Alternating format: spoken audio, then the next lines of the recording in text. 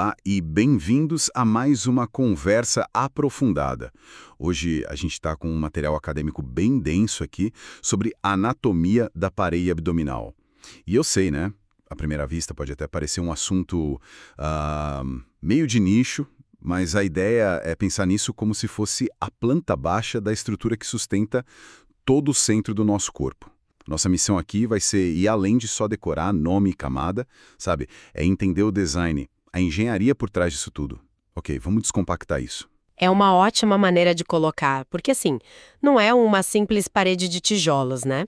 É uma estrutura super dinâmica, um tipo de container inteligente, que precisa ser forte para proteger os órgãos, mas ao mesmo tempo flexível o bastante para a gente poder respirar, se dobrar, até para se expandir numa gravidez, por exemplo. Entender essa engenharia é a chave para diagnosticar quando alguma coisa dá errado. Exato. E como em todo projeto de engenharia, vamos começar pela fachada, pelo que a gente consegue ver. O material descreve a anatomia de superfície numa pessoa com pouca gordura, e aí, claro, surgem aquelas estruturas famosas. O músculo reto abdominal, o famoso tanquinho, com o umbigo bem ali no meio. E tem aquela depressão vertical, né, que corta o abdômen, a linha alba. Isso, a linha branca. E nas laterais do tanquinho tem outra depressão, um pouco mais sutil, que é a linha semilunar. Ela marca a borda do músculo. Mas o fascinante aqui, e que o material detalha bem, são aquelas linhas horizontais que formam os gomos, as intersecções tendíneas. Muita gente acha que os six-packs são 6 músculos diferentes, sabe? Mas isso é um engano. Ah, então não é como se fossem vários músculos pequenos empilhados um em cima do outro? Exatamente. Não, de forma alguma. É um único músculo longo de cada lado, o reto abdominal, que é atravessado por essas faixas de tecido, tipo, como se fossem cintos internos. E olha que curioso, a quantidade, a simetria dessas intersecções, tudo isso é genético. É por isso que tem gente que, por mais que treine, pode ter um 4-pack ou até um 8-pack e nem sempre eles são alinhadinhos. A estrutura básica já veio de fábrica, entende? Nossa, quer dizer que não adianta só fazer abdominal esperando um resultado que a genética não programou. Isso é quase libertador. E falando em programação, em mapas, é aqui que o negócio fica bem interessante. Para localizar problemas, os médicos não seguiam só pela aparência, né? Eles usam sistemas de mapeamento quase como um GPS para o abdômen. O mais comum, que a gente até vê em série, é o de 4 quadrantes. Esse é o mapa de bolso para uma avaliação rápida. Você traça uma linha vertical e uma horizontal que se cruzam no umbigo e pronto. A gente tem os quadrantes superior direito, superior esquerdo, inferior direito e inferior esquerdo. É simples, mas muito eficaz para uma primeira abordagem. Uhum. E cada quadrante desses é tipo um bairro onde moram órgãos específicos? No superior direito, por exemplo, o material diz que os grandes moradores são o fígado e a vesícula biliar. Já no superior esquerdo, a gente encontra o baço e uma boa parte do estômago. Isso, e descendo, o quadrante inferior direito é super famoso por abrigar o apêndice e o seco, uma fonte bem comum de emergências, né? E no inferior esquerdo ficam as partes finais do intestino grosso, como o cólon sigmoide. Então, se um paciente chega com dor numa dessas áreas, o médico já tem ali uma lista de suspeitos principais. Mas esse mapa de bolso de 4 quadrantes, às vezes, não basta. Para uma investigação mais detalhada, existe um GPS bem mais preciso, que é o sistema de 9 regiões. Como é que ele funciona? Ah, esse é o padrão ouro para localização. Em vez de uma cruz simples, a gente usa uma grade, tipo um jogo da velha. São 2 linhas verticais, que descem do meio de cada clavícula, e 2 linhas horizontais. A de cima passa logo abaixo das costelas e a de baixo conecta os pontos mais altos do osso do quadril. E isso cria 9 áreas com os nomes um pouco mais intimidadores. Sim, mas eles são lógicos se a gente parar para pensar. No topo temos as regiões hipocondríacas, direita e esquerda, que ficam sob as cartilagens das costelas. E entre elas, a região epigástrica. A epigástrica é a que a gente chama popularmente de boca do estômago, certo? onde sentimos aquela queimação da azia. Exatamente essa. Na fileira do meio temos os flancos, direito e esquerdo, e bem no centro, a região umbilical. E na base ficam as regiões inguinais, que são as virilhas, e entre elas, a região hipogástrica ou púbica. Usar esse mapa permite que um cirurgião diga: a massa está na região hipocondríaca esquerda, e toda a equipe sabe a localização exata com uma precisão de centímetros. Ok, então a gente tem esses mapas super precisos. Mas o corpo humano adora uma pegadinha. O material aborda um ponto que sempre me confundiu. A dor nem sempre aparece onde o problema realmente está. O corpo parece que manda o sinal de GPS para o endereço errado. É o tal conceito de dor referida. Por que o nosso corpo faria algo tão contraintuitivo? A resposta é fascinante e está na nossa fiação original, lá na embriologia. Quando a gente é só um embrião, nosso sistema digestivo é um tubo bem simples, dividido em 3 partes: intestino anterior, médio e posterior. E cada parte tem seu próprio suprimento de nervos. E mesmo depois que esses órgãos todos se dobram, crescem, migram para os seus lugares finais na vida adulta, a central telefônica dos nervos continua a mesma. Precisamente. A fiação continua conectada à sua origem. Os órgãos que vêm do intestino anterior, como o estômago, fígado, vesícula, pâncreas, eles mandam sinais de dor para a região epigástrica, a tal boca do estômago. É por isso que uma crise de vesícula pode se manifestar como uma dor super intensa bem no meio, na parte de cima da barriga, e não lá no canto direito, onde ela realmente fica. Faz todo sentido. E aquele exemplo clássico da apendicite, que a dor começa perto do umbigo. Isso se encaixa aí também? Perfeitamente. O apêndice se origina do intestino médio, junto com a maior parte do intestino delgado e o começo do grosso.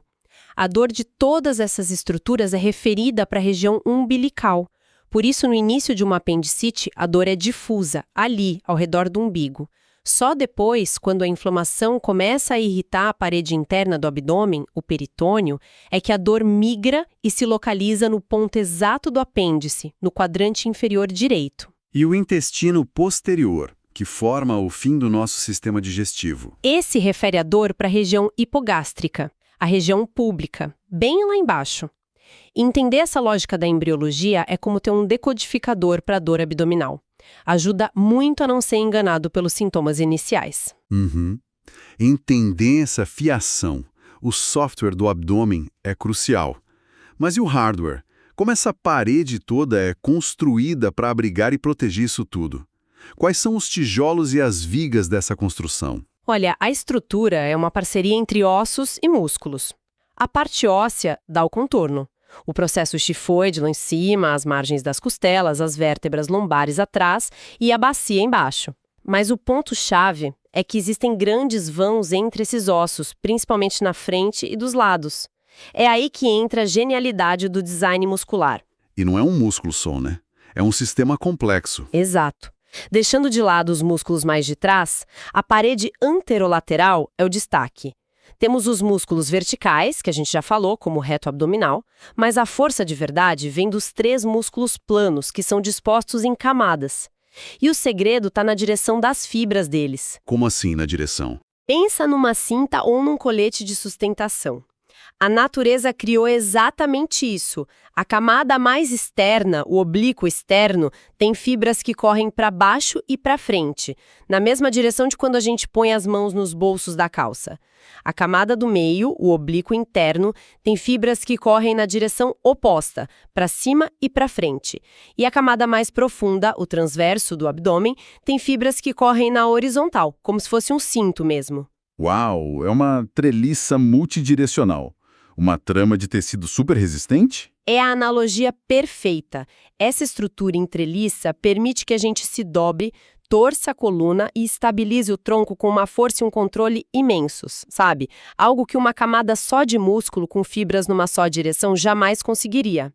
E compreender essa estrutura toda, camada por camada, cada músculo e sua função, é um volume de informação que exige muita organização e prática para ser absorvido. Exatamente. É uma coisa ouvir e entender o conceito, outra é ter que dominar isso para uma prova ou para a prática clínica. E para quem é estudante e precisa se preparar de verdade, se você quer ir além, entra agora em medcob.com.br, baixa o app e aproveita o maior banco de questões do Brasil, com provas anteriores de todas as instituições, questões comentadas, resumos práticos, aulas completas e flashcards prontos para revisar onde e quando quiser. Continuando com essa estrutura, vamos mergulhar ainda mais fundo nessas camadas, de fora para dentro. Se a gente fosse fazer uma dissecação, a primeira camada, claro, é a pele. Logo abaixo, o material descreve a fáscia superficial, que, na verdade, tem duas partes. Duas partes. Eu achava que era só uma camada de gordura. É um pouco mais sofisticado.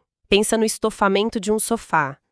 Logo abaixo do tecido, que seria a pele, vem a primeira camada de espuma, mais fofa, mais gordurosa. Essa é a fáscia de Camper. Mas para essa espuma não se desfazer, precisa de uma lona mais firme por baixo, segurando tudo. Essa é a fáscia de Scarpa, que é mais densa, mais membranosa. Que analogia ótima! E depois desse estofamento, a gente chega na madeira da estrutura? Isso, chegamos nas 3 camadas de músculos planos que a gente acabou de descrever. Oblíquo externo, interno e transverso. E a arquitetura não para por aí, não. Abaixo do músculo mais profundo, o transverso, tem mais uma camada de tecido, a fáscia transversal. Depois dela, uma camada de gordura extraperitoneal e, finalmente, a última barreira, o peritônio parietal. Então, o peritônio é o revestimento final, tipo a seda que forra o interior da caixa. Exatamente, é uma membrana finíssima e lisa que reveste toda a cavidade por dentro. Assim que você atravessa ela, você não está mais na parede. Você está na cavidade peritoneal, junto com os órgãos. E para controlar tudo isso, a fiação precisa ser muito bem organizada. O material traz outra aplicação clínica disso, os dermátomos. É como se a gente pudesse ver o mapa da fiação elétrica na superfície da pele. É exatamente isso. Um dermátomo é a área da pele que recebe inervação de um único nervo da medula espinhal. No abdômen, 2 marcos são super importantes. O nível do umbigo corresponde ao nervo torácico T10. E a região da virilha, a região inguinal, corresponde ao nervo lombar L1. E saber disso tem uma aplicação prática incrível, como no exemplo da anestesia para o parto, né? Sim, é um exemplo perfeito. Na anestesia epidural, o remédio é injetado perto da medula para bloquear a dor. Mas como saber se o bloqueio atingiu a altura certa? O anestesista pode testar a sensibilidade da pele. Como a dor do parto vem de estruturas inervadas por T10 para baixo, se a paciente não sentir um toque frio ou um estímulo na altura do umbigo, o médico sabe que a anestesia está funcionando onde precisa. É usar o mapa da superfície para checar o sistema interno. Genial! E falando em sistemas, para fechar essa nossa exploração da estrutura, tem uma última passagem crucial que o material destaca: o canal inguinal. Sim, o canal inguinal é um túnel que atravessa as camadas de baixo da parede abdominal. Ele não é um buraco, mas sim uma passagem oblíqua entre os músculos. É uma área de fraqueza estrutural, que já vem com a gente, e é por isso que as hérnias inguinais são tão comuns, principalmente em homens. E por que ele existe? O que precisa passar por essa rodovia que atravessa a parede? Ele existe para permitir a passagem de estruturas vitais que se desenvolvem dentro do abdômen, mas precisam sair. Nos homens, é por onde passa o cordão espermático, que leva os vasos sanguíneos e o ducto deferente para o testículo. Nas mulheres, a estrutura que passa por ali é o ligamento redondo do útero, que ajuda na sustentação. É uma solução de engenharia necessária, mas que cria um ponto de vulnerabilidade. Incrível! Vamos então recapitular as grandes ideias. A gente começou com a fachada, vendo que o tanquinho na verdade é um músculo só e que a aparência dele é definida pela genética. Depois, exploramos os mapas clínicos, o GPS de 4 quadrantes e o de 9 regiões que os médicos usam. A dor referida, entendendo que aquela fiação embriológica antiga explica por que a dor de um órgão pode aparecer em outro lugar. E mergulhamos na arquitetura da parede, descobrindo aquela cinta natural de 3 camadas de músculos com fibras em direções opostas. Vimos também como a parede é construída camada por camada, como um sofá estofado. E, por fim, conectamos a fiação nervosa da pele, os dermátomos, a procedimentos práticos como anestesia, e entendemos a função e a vulnerabilidade de uma passagem como o canal inguinal. Ela nos dá uma visão fantástica da estrutura estática. Mas eu deixo uma reflexão. Vale a pena pensar em como essa parede complexa se comporta em movimento, como ela gera pressão para a gente tossir, espirrar ou levantar algo pesado. E como uma fraqueza em uma única camada, talvez por uma cicatriz de cirurgia, por exemplo, pode desequilibrar todo esse sistema e afetar até a estabilidade da coluna. Não é só uma parede, é um núcleo dinâmico que estabiliza todo o nosso corpo.